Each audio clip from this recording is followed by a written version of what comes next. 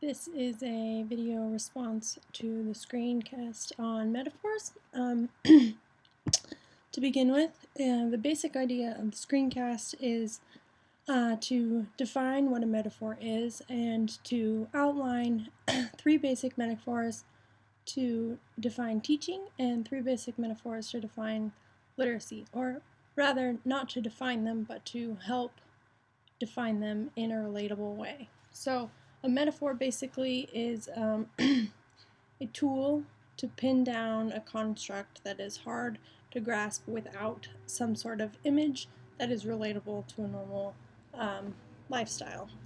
And these certain metaphors can be applied to teaching and to literacy.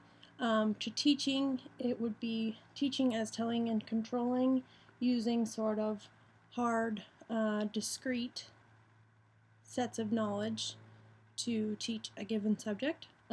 Teaching as celebrating an experience, which is basically focused on an individual's experience throughout the process of learning a subject.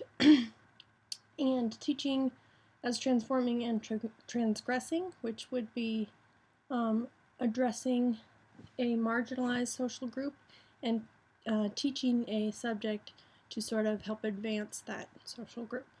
And then those metaphors of literacy, which can also be applied to metaphors of teaching, include literacy as adaptation. So that one kind of goes hand in hand with teaching as telling and controlling.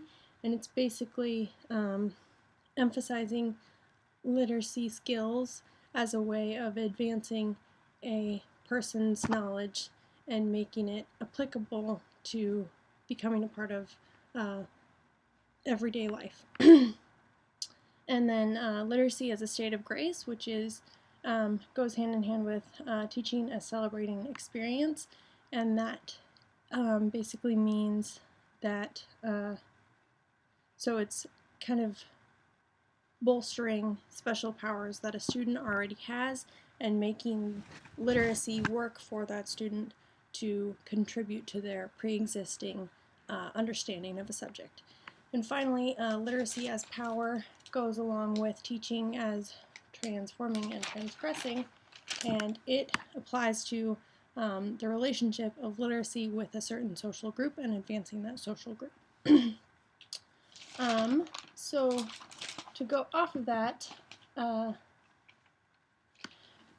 metaphors from this video that sort of captured my idea of knowledge and teaching were basically the idea of what is considered the hard and pure knowledge, teaching as telling and controlling, and literacy as adaptation. So my basic idea of teaching is to increase the understanding of a student and allow them to adapt to the community of whatever discipline they are learning in. And then, so going off of that, the 4 questions we were asked, I really was able to think about those a lot more in reading through the paper. Insert student here. As I was reading through that, I got a lot more ideas about how I would answer those questions. So question number 1, how does one know what to teach in your discipline? And my discipline is biology. So for me, knowing what to teach in that discipline includes the historical accumulation of the biological understanding of our world. Basically, biology explains our world, and so that is the knowledge necessary to be taught in a biology class. How this world concept, what we see in our everyday world, or even maybe what we've heard about in a different part of the world, how that's explained by biology. And I don't think that just anyone can teach biology. I think there's definitely a certain level of understanding that a teacher has to have in that content area to be able to teach biology, especially such a level of understanding that you can take a certain topic, or what is the word I like to use?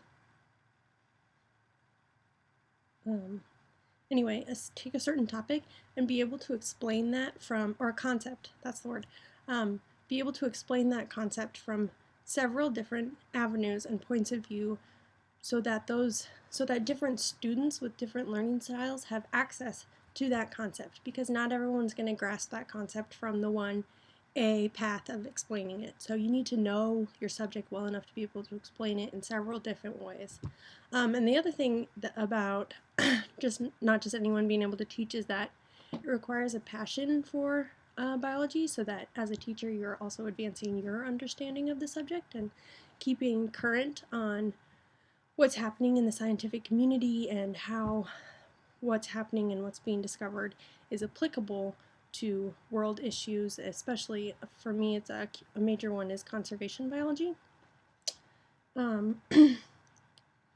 So using reading and writing and critical thinking activities in my classroom, I think that's definitely essential. One major thing is, like I said, keeping up with current biology and what's happening in the scientific community. You need to be able to understand scientific literature, and that takes a lot of practice. And so I think one of the activities that I might do, which I only did really in college but not in high school, but I think would be really good for a high school student to learn, is to be able to break down a scientific literature text and kind of give the main ideas. So there really can be really complex with a lot of data and whatever else, but once you break it down, there's a main idea, and I think that would be a really useful activity in a high school classroom. Especially because conveying information is so essential in a scientific community, and that is the way that information is conveyed, is through literature. So if you can't understand it, you can't advance in that. Finally, what types of reading and writing are most valued in my subject matter? Obviously, like I said before, being able to read current literature, but also being able to understand a textbook. I personally think the textbook can be really, really valuable in kind of supplying extra information to what is being taught in class, because you're not going to get everything that's in class. So having that background of the textbook, or even going back to the textbook after a lecture or whatever to kind of help reinforce topics that are learned, is very essential. But I also really liked the point of the biology pre-educator from the paper, how she mentioned using novels and extra sources that are related to biology to teach biology would be a really, really interesting and intriguing way to teach, because I think it would serve a lot to capture a student's interest who maybe thinks that literature and texts are really dry, which they can be. Sorry I went over, and sorry this video is a little late in coming. I really enjoyed the paper, and I appreciate being able to share my thoughts.